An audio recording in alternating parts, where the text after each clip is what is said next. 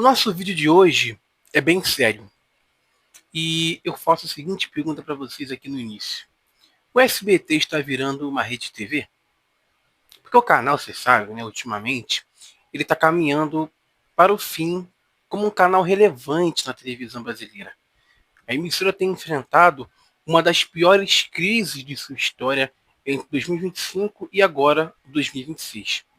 O canal, fundado por Silvio Santos, que faleceu em 2024, vive um momento de instabilidade financeira e também de audiência que leva muita gente, e também, claro, especialistas em televisão, comentaristas, a questionarem o seu futuro a longo prazo. Com a gestão agora nas mãos de Daniela Beruti, a filha do Silvio, o canal tem passado por mudanças constantes na programação, mas os resultados não têm sido os esperados pelo mercado. As audiências têm caído de forma drástica, com registros de média dia abaixo de 2 pontos em dias importantes, como em dezembro do ano passado, quando marcou apenas 1,7 na Grande São Paulo, um dos piores índices em mais de 40 anos de história, gente. Esse declínio faz com que o canal perca o terceiro lugar em alguns horários para a Band, ou até canais menos expressivos, o que mostra para a gente e até assim abre o precedente para uma perda de relevância muito grande no mercado da televisão aberta.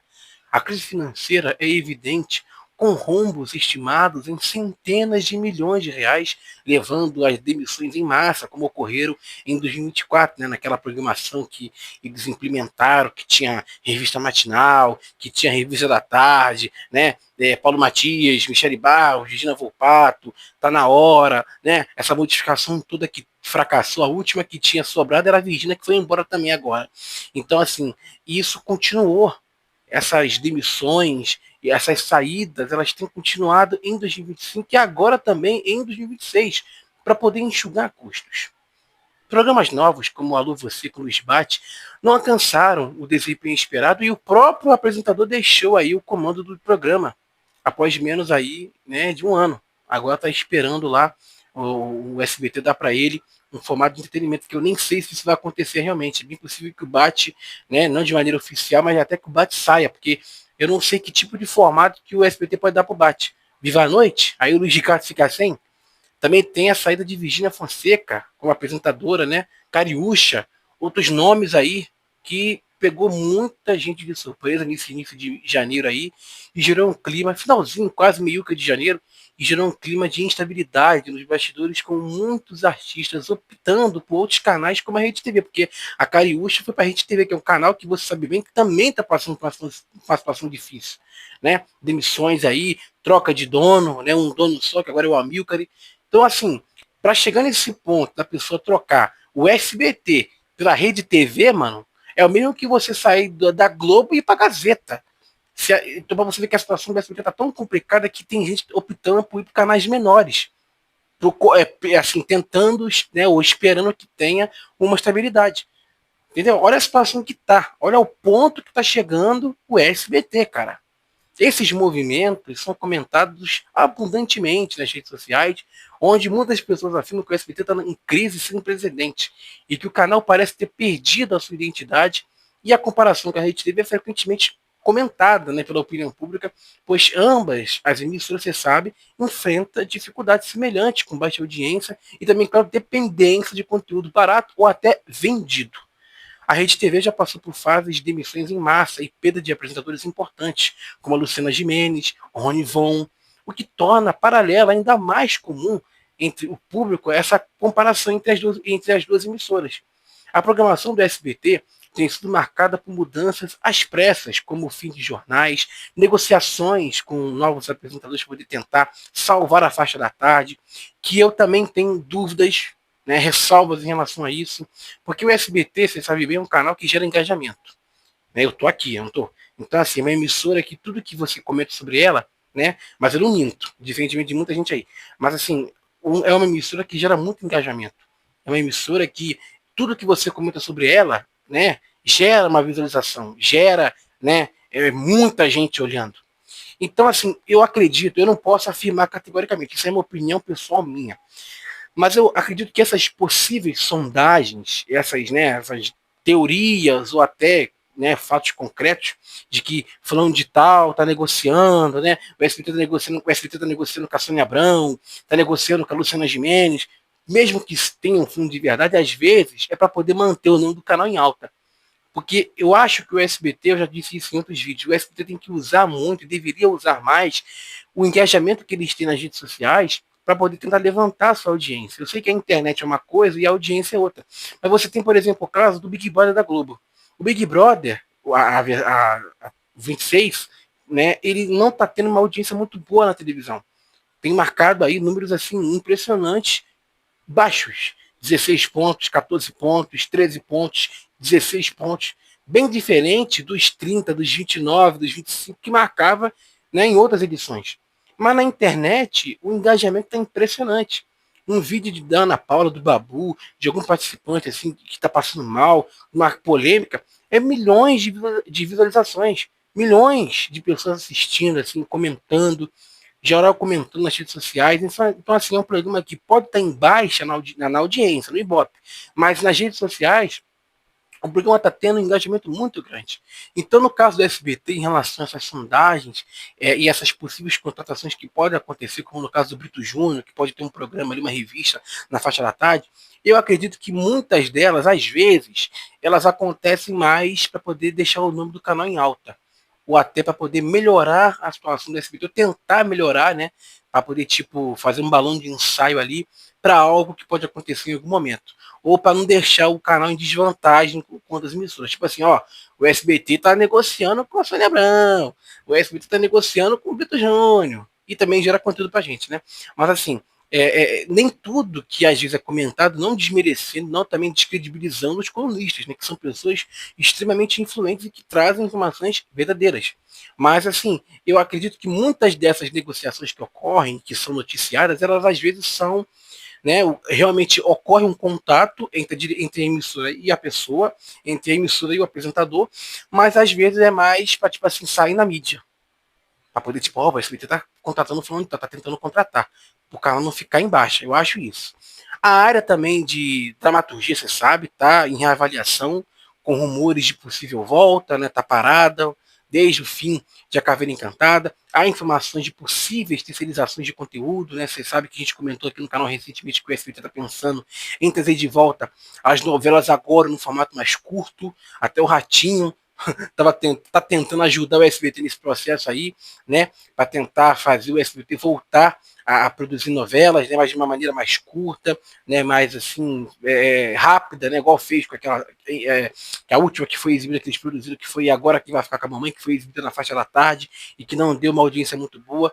Então há possibilidade de terceirizações, com produções aí e negociações com a Disney, igual tem ocorrido aí com a exibição de séries, né, que vão exibir agora a série Impuros, né?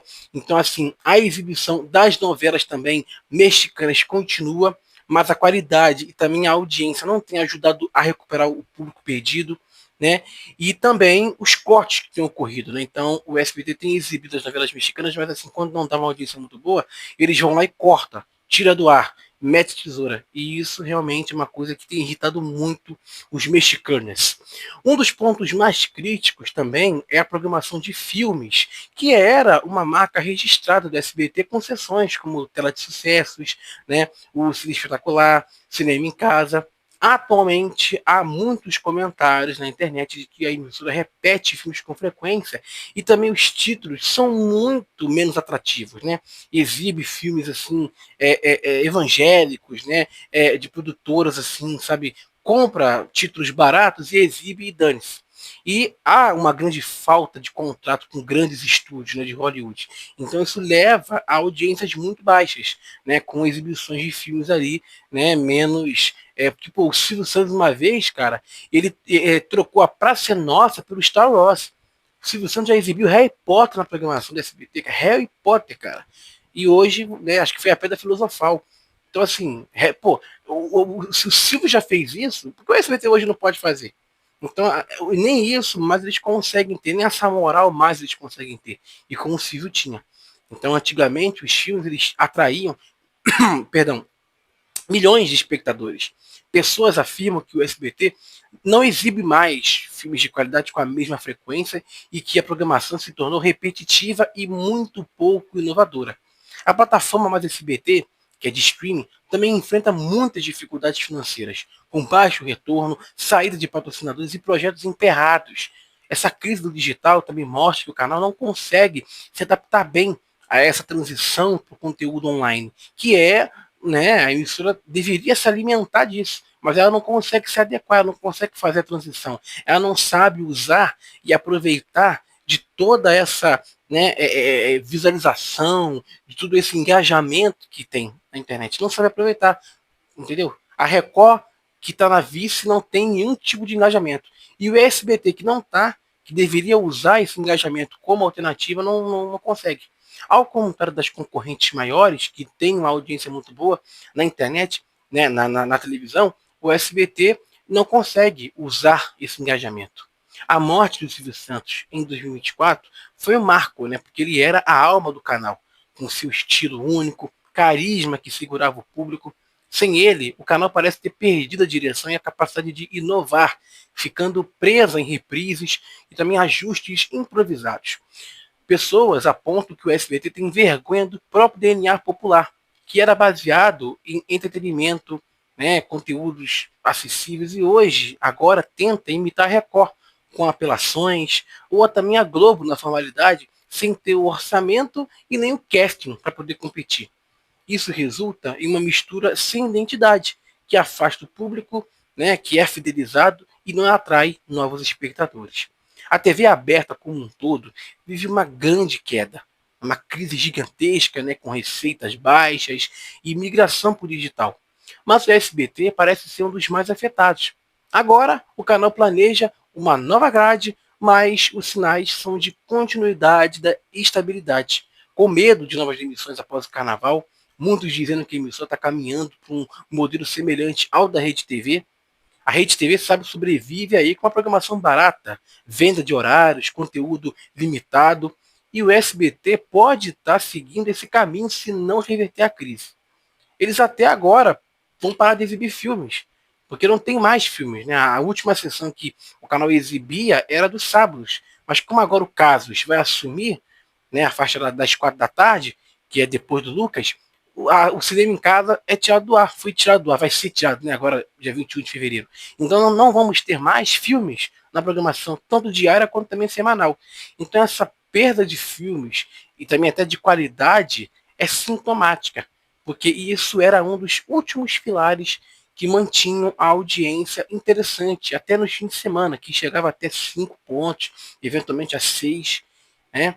Sem contratos fortes, o canal depende de repetições e títulos menos atrativos. E também acaba perdendo, né, grandes nomes. Virginia Fonseca saiu, né, a Cariúcha, que estava esperando um programa, saiu também. A direção atual está no comando de pessoas como, por exemplo, o Mauro Lissone, que assumiu como diretor de programação e artístico em outubro de 2024, após uma série de mudanças bruscas na estrutura da programação. Mauro Lissone, que já trabalhou no SBT entre 82 e 2004, na virada do século, né, quando o canal competia pela liderança, que a Globo foi uma época muito boa para o SBT, ele foi recontratado para poder tentar recuperar a audiência em um momento de queda histórica. Ele veio da Rede Massa, afiliada da SBT, canal do Ratinho, onde foi braço direito, né, do apresentador por mais de uma década, e ajudou, né, a retomar, né, a emissora no Paraná a vice-liderança regional, sendo visto como um nome experiente e seguro para o cargo. A opinião pública das pessoas divide-se sobre a sua gestão. Alguns veem nele uma esperança, né, de retorno às raízes populares do canal, com foco ali no entretenimento familiar, programas que resgatem a essência que fez a SBT crescer, e outros criticam a lentidão nas mudanças, apontando que após mais de um ano no cargo, o canal ainda lidera com atrasos nas definições aí de novas grades para amanhã e para a faixa da tarde, né, do almoço, o que agrava a crise de audiência. Há relatos de que Lissone está envolvido, né, em negociações muito importantes, com reuniões que ele teve recentemente aí com a Gimenez, uma possível integração dela ao Sabadão, né, porque mesmo com a saída da Virginia Fonseca, o Sabadão continua no ar. Então, mostra uma tentativa, né, de trazer nomes de peso para poder fortalecer a programação. Só que a opinião pública questiona se essas contratações vão ser suficientes, já que outras movimentações, como a saída de outros diretores e conflitos internos, indicam muita instabilidade nos bastidores. Então, muita gente aponta que Bissoni considera produtos clássicos, como Chaves, ele já admitiu, mas ele diz que muitas pessoas já disseram que ele classifica Chaves e Chapolin como coisas datadas, o que queima um filme. E isso gerou muito assim, mais, né, rejeição entre fãs fidelizados que veem nesses títulos um dos pilares da identidade do canal. Porque assim, o Lissone, né, ele desmentiu que acredita que Chaves seja algo datado ou que queima filme. Ele desmentiu isso. Mas cadê Chaves?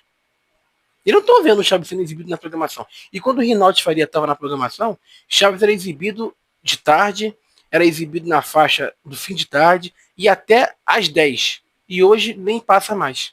Então, assim, ele desmentiu que seja um queima-filme. Mas hoje ele só é exibido aos domingos, eventualmente. Quando aquele show do motor lá, que é um programa alugado, não paga lá e tira, daí pagou, aí volta.